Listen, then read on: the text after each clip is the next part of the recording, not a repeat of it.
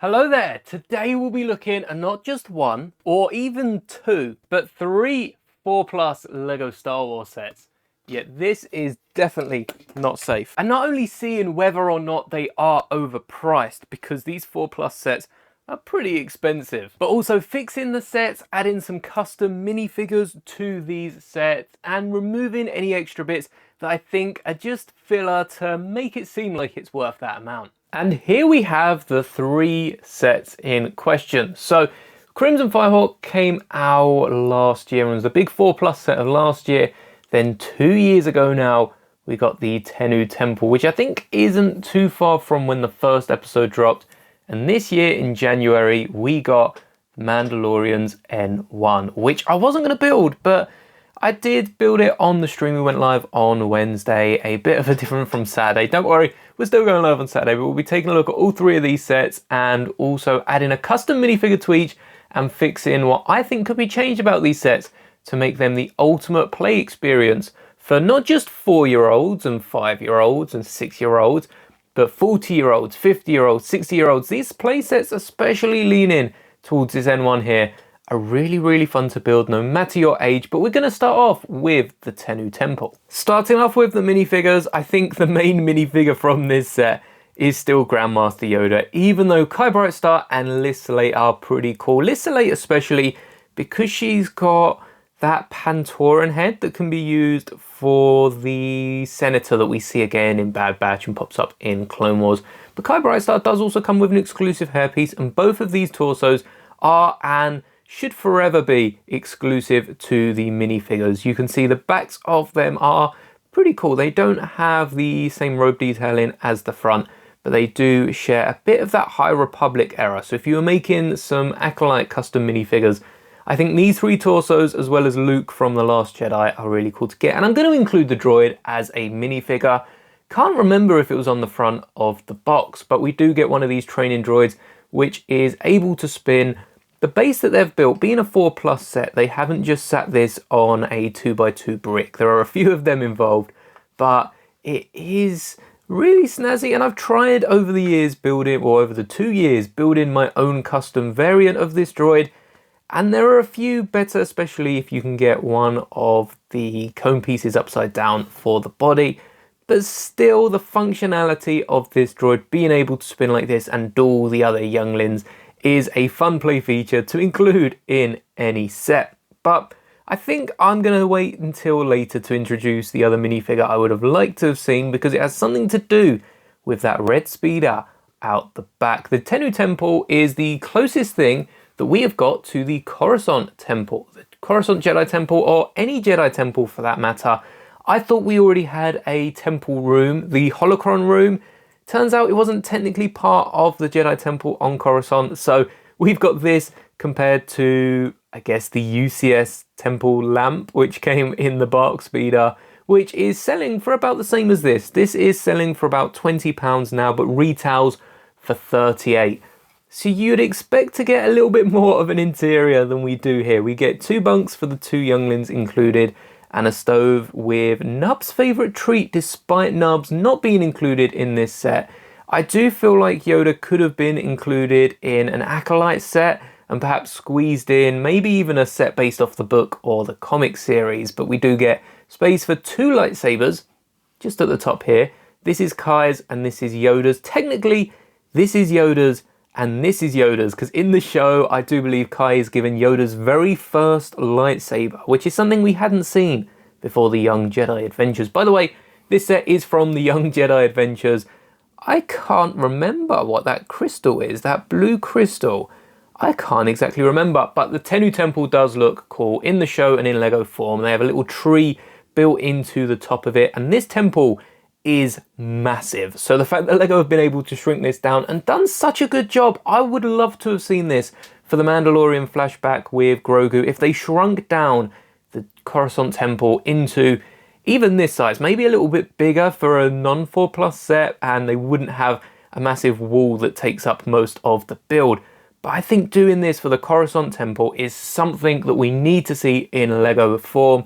And by the time this video goes out, I will have actually gone live last Friday before this video. At the same time the videos go out building the Coruscant Temple using only pieces from Mos Eisley Cantina. So that video will still be up on demand for you to catch. If you did miss out on the live stream, a nice charity stream to start off, well, a nice way to start charity streams. But we also have this side build, and it is just a pile of rocks, but there's a play feature here. If we grab the training droid from earlier and get it to do some backwards slash, you can see it very gently kind of knocks over these rocks. It's not an amazing play feature. I would prefer if they fell vertical, and perhaps by switching the 1x4 on the other side of this base, we might be able to raise them up enough so that they can fall vertical. Let's try this. I haven't tried this before.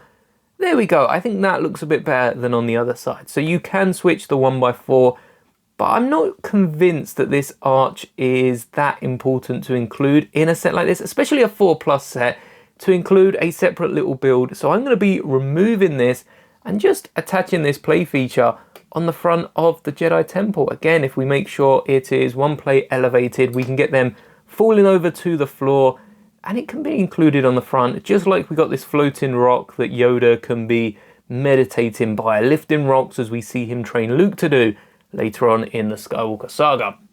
As well as the Jedi Temple, we have this speeder, which you can tell by the purple lightsaber on the back, is meant to belong to Liz Soleil.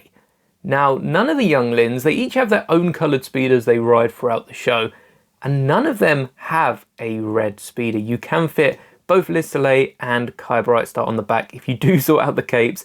The capes are pretty cool, and they only have the one hole, which I think is something we see in other 4+ sets, so the capes might be a bit too finicky for 4-year-olds. The lightsaber clip on the back is a very nice addition and is the third lightsaber to store. We only get the 3 of them in this set, though I do have to say, if you don't want to store the lightsaber on the back of the speeder or on the top of the temple, we can bring forward our droid.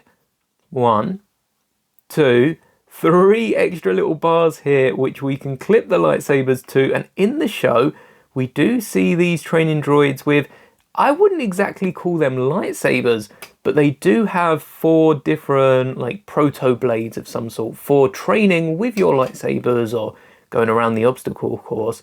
And I do think this is a pretty neat way of displaying it. Also reminds me of the ritual with the lightsabers in the air. You see it at Galaxy's Edge, Starlight Beacon, and it's starting to become an iconic part of at least Jedi tradition in Star Wars. As for modifications, you've already seen me move the rocks. I think that's really all that needs to be done. We could brick build that giant wall, but it's a 4+ set and there's usually some giant exclusive elements. But if Liz Soleil doesn't belong on this speeder, well then whose speeder is it? And this is where we introduce our custom minifigure, because I have made Tabor from the show, which is kind of the younglings bully. It's almost like I think Tabor is technically a prince in the show, but has this bounty hunter-esque, almost young Boba inspired alter ego. And I've made this minifigure using the legs of Wim from Skeleton Crew, the torso of Ezra from Ahsoka, and a custom Purge Trooper helmet from the Fallen Order game series, from the Jedi game series, which I do hope to still get a Lego set based on that. Maybe for the 3rd game we can complete our collection. But Tabor here can still ride the speeder, especially with the bent midi legs and the weapon of choice. I've gone with the staff, similar to the Purge Troopers actually, with the 2 electric ends in a nice pink colour, which is a piece I've only picked up recently. But Tabor isn't the only person who has a red speeder, because Nash Durango, right here, pilot of the Crimson Firehawk, also has a red speeder that does hide out in the ship. I don't think this speeder's fitting inside the Firehawk. This is our other Young Jedi Adventures set, and it's £10 more expensive, but only comes with 2 minifigures. I'm really happy we get to see Nubs, and Nubs does have this cool double-sided cape. You can see on one side it is yellow, and on the other side we've got this reddish brown colour, which is nice to be getting in a 4+ set. That is a lot of effort to put in a custom cape, and even if the box and the instructions have both sides as brown, it does match up to what we see in the show. Nas Durango does come with RJ, their little droid, which is a nice element. And I must say I'm surprised with this coming out last year before the droid's anniversary set. I'm surprised they didn't use a similar BB-8 head piece for Lola with the young Leia minifigure in the droid set. But RJ is really cool. We get the 1x1 translucent towel with the legs that you can use for Lola if you do want to add a pair of legs underneath that droid. But this set seems a bit more like a pick and mix than an organized set. And I do feel like Lego just tried to add a few extra pieces. First off, we are going to talk about this speeder. This speeder is not great. Every single speeder we see in Young Jedi Adventures, at least in the first season, there might be a few in the second season, I haven't quite finished that yet. It's only just come out as of recording this video, but they all look like this. And this set is from season 1. This right here is an Endor speeder bike, and I honestly have no idea what it's doing in the set. Perhaps Lego wanted to create a smaller speeder that does indeed fit in the back of the ship, but it just doesn't really look like anything we've seen. Like I said, Nash Durango's speeder is meant to be red, and Nubs does have a blue speeder. Well, it's white with some blue accents, but you know, Lego are working with a existing color palette for some of these bricks that just don't exist in white. A lot of these ones actually do, but these ones here don't all exist in white, and getting those blue accents on, it's a lot easier to make a blue speeder, which also looks better than white. So first off, I would be taking this from Tenoo Temple and adding it to this set. But as for these other pieces over here, we get a stall without any minifigure man in it. This is the perfect opportunity to get Grease species from the Jedi games in Lego, because it's the same species of bartender, I guess, that we see in Young Jedi Adventures, coming back and returning time and time again, the most popular one. And whilst this stall doesn't match the one, well, I suppose it depends what episode you look, but I don't think it matches the one that we usually see that character in. It still would be nice to have got that extra minifigure, and then we just get a few different little pieces that filled the gap. We get a load of these loose pieces in this chest. We get a hammer, I guess, to go along with the spanner that Nash has, very mechanical, and especially fixing up the ship as they fly along. We then get a fried fish, perhaps if Nub gets hungry. We do get a 2x2 brick, which does seem out of place, but does fit in the ship alongside most of these other accessories. And then we get an apple, a cheese, a plant, and another fish in the stall. I've actually used this to hold Nub's lightsaber because there isn't a clip on the ship.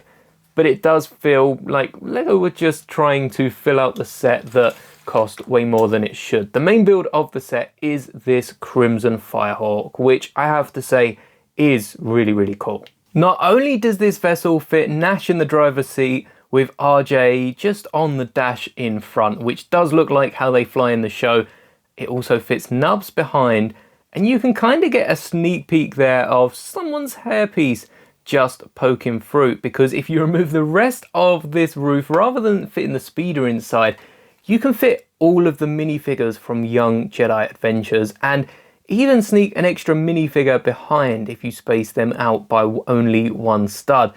The speeder, or the ship itself, the Crimson Firehawk, is also quite stylistically good looking. We've got these really nice engines on the side, which for a 4+ set, I'm surprised weren't just bricks piled on top of each other. We get some engines at the back, and the proportions of the ship aren't perfect. This is most certainly not to scale, and these engines should probably be a bit further back here. But for a 4+ set, again, the ship does look really, really nice. The bases are just two giant elements. You see a snow speeder, an A-wing piece used at the back, and this red piece is brand new and exclusive to the set, alongside this cockpit and both of these white slopes on either side of the vessel. But there are a few things I think can be improved, and this is where we bring out not one, not two, but 4 tiles. That is all I could add to this set to make it better without changing it and mocking out my own build. First off, we are going to tile down the studs at the front. There is a little bumper on the ship, and I do think a tile would fill that gap much better than leaving 2 studs exposed. And then right on the back, I said in the stream about the back of this ship looking unfinished, especially compared to the rest of the model. We've got quite a nice top along here, and then they just leave it at the end. And it looks like they've given up towards the end of this build. All we're going to do to make it look a bit nicer is add a 2x4 in the middle and then two 1x2 elements. These are fairly common elements. You've probably got them lying around, especially if you've got any of the city road tiles. These 2x4 come in abundance in those sets, and already it's looking so much better. The ship itself does kind of look unfinished towards the back, but now I don't think there's any complaints with this model. It's pretty good, and we can introduce our extra minifigure.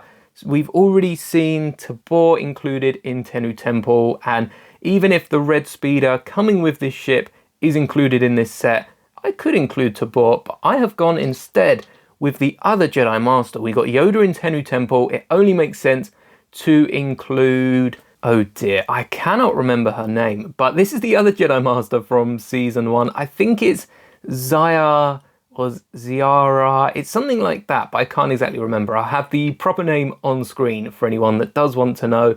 And it would have been cool to have got her in Lego minifigure form. Likewise for season 2, if we do get a set, I would love to get Tabor and the other Jedi Master that is training the younglings, maybe even a few of the other characters that are popping up from the High Republic books and comics. But out of the two sets, I have to say, this Crimson Firehawk is by far my favourite.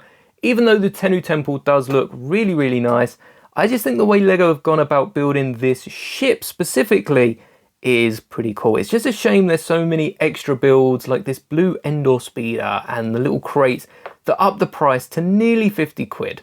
At the price point this set retailed for, you could pick up Ahsoka's duel on Peridia, which not only has much more bricks into it, also has a ton more minifigures, considering this set came with 2 and then the RJ droid unit. I think if I was releasing the Tenoo Temple, I would get rid of that little side build with the rocks. Just try to save some money and at least get it down to £30, if not £25. But I understand why a lot of these exclusive prints and exclusive pieces do up the cost. It's just really nice we were able to get 3 minifigures and the droid in this set compared to the Firehawk, which is definitely a lot more overpriced compared to even the Tenoo Temple. I think the Tenoo Temple was somewhat reasonably priced given the fact that a load of 4+ sets do find themselves in sales pretty early on. Like I said in the stream, I picked this up in A Smith's day 1 with like £10 off. I think I picked it up for £25 day 1, and that I don't think should be lowered much more, especially on day 1. £25 for this set is almost a perfect value, and then given the Firehawk almost 50 quid, I'd want that dropped down to probably not far off 30 quid with 4 minifigures, more than the 3 we got previously, especially if we're paying £30–35. We've got to have at least 4 minifigures. Battle packs are 25 quid. Give us 4 minifigures for £30, and then we can have the Firehawk for our 3 Jedi characters, and we'll give the speeder either for Nash Durango or for Tabor, who is also included in my version of this set. But now it's time to take a look years in the future at The Mandalorian.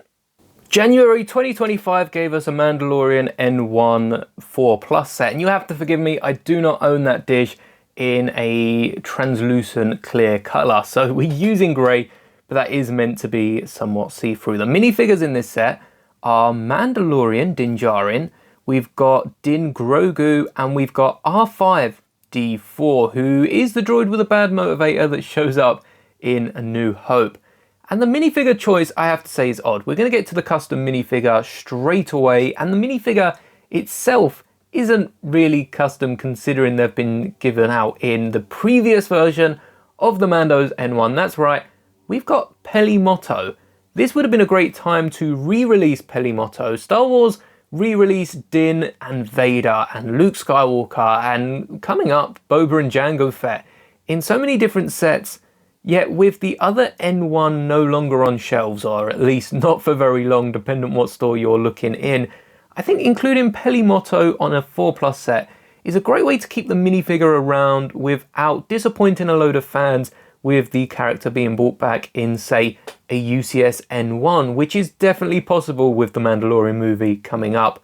I'm not sure if I would sacrifice R5 for Peli, but I think giving Grogu's that chart, it's probably a good idea to get all 3 of these with Grogu, like we saw with the Tenoo Temple, getting that droid as a bonus character, and the fact I didn't include RJ as their own figure. They're more an accessory to a figure, though Grogu definitely has his own character. We do get a pod for Grogu. We've already looked at this on the channel, and I think it's pretty decent. Surprised that we didn't get anything. Well, actually, I'm surprised at how well this is given the Bark Speeder escape, which we mentioned earlier. The speeder or the pod in that doesn't hold to standard, considering this is in a 4+ set. That speeder definitely needed to do better. But we also get a pump, includes a decently rare piece, unless you've got any of the Octane petrol tanks, and this element on the bottom will be needed later on for a modification. But I like the fact we get a pump. It builds a bit of the scenery and doesn't take away from the part count, so we can have a really cool looking Mando N1. Like I mentioned, we are meant to have a trans-clear dome on the back, and there's also a unique printed element on the nose of this, which, you know, we're expecting to get from 4+ sets now, these exclusive printed elements. Mando and Grogu fit in the cockpit, which we will do in a second. That is our one modification, just to give Grogu his own seat. But I also like the fact that the astromech fits in the back of the N1. Here we are with no modifications to the set. Grogu's just in there loose, which means if you were to swoosh it around... Okay, it seems Grogu's in there pretty tight. Maybe the hands of the Mandalorian are holding him down. Oh, it's the helmet. If you take a closer look, you can actually see that the helmet of the Mandalorian is holding down Grogu in place, which it didn't happen beforehand. So you can actually keep Grogu there with no modifications. And then we've taken that piece from the bottom of the tank and added it to the bottom of the astromech's head so we can fit R5 just in the back. Though I definitely think we can make some modifications to this set in just a second, because our spare minifigure that I've added, Pelimoto, is using Star-Lord's torso, by the way, from the Guardians of the Galaxy, which I think is a close match to her official minifigure version, because I didn't pick up the bigger N1 set. And this has definitely filled the space for me. If you didn't pick up that set and are feeling any sort of FOMO from it, definitely grab this one. There's a few exclusive or rarer pieces, and especially that 2x2 printed piece on the front will look good on the bigger version. And I think this set would hold up if only we got that extra minifigure. I still think for £20 this is a pretty good set, but for $25 at full price, I would have loved to have seen Peli included, and also allows a minifigure to stand on that pump, which lower to the ground doesn't look too bad. Since when have we settled for not too shabby on this channel? Let's make this look really, really good by removing the 2x4 brick that's just behind Din and Grogu and replacing it with 2 of these corner 2x2 bricks, which allows that extra spot, which if you would rather Grogu sit in front of the Mandalorian, you can take that out and move it forward. But I think rather than Grogu flying, we should probably have Mandalorian in the controls, and there has canonically always been some space behind pilots when it comes to Star Wars. So we're going to take a 1x2 jumper in brown. Like I say, you can pop this out with a little bit of ease, even with my big fingers, and because it's on its own brick, put that in front of Mando, put it behind, but I prefer it sitting just behind the Mandalorian, and Grogu can have his own perch just to the back of the cockpit of the N1. Mando still fits in front. I've tried it with a few different jumper combinations, but I think this is the best one to get Mando and Grogu in the cockpit with the astromech in the back, which if you're not fussed about this side build and don't own Pelimoto, you can just completely disregard and display the N1 by itself. I would also like to add, when it comes to displaying astromechs, you know we like to go above and beyond. We've made many a third leg here on the channel, but to display this droid using the torso, which are the only 2 exclusive printed pieces because the legs are the same as every other R2-D2, I am adding a Technic pin with a stud connector and then a tile, one of these half round, half square tiles, to look like the arms of the droid are going in. I know canonically the heads just stick right up through the ship, but I think from a display perspective, the shoulders popping out of the top of the ship does look pretty cool. And given there's not a lot of space for the torso in the rest of the ship, I think I'll probably be displaying mine like this. If any of you's wondered about the swooshability of these models, the N1 is really, really swooshable, especially because you've got that really nice hold of the cockpit. The only thing I'll say be careful of is the TOW. It's very, very fragile, and even looking at it too much can cause this end piece to just snap off, and it's not as secure as some of the older models, which is a little surprising. But if you're worried about it, you can pop it off, and personally, I don't think it looks too bad. It's just nice to have on there for the extra little bit of detail, but very, very swooshable. As for the Firehawk, I've got quite big hands, so I can get my whole hand around the back of this and really swoosh it around the air, and that's quite nice.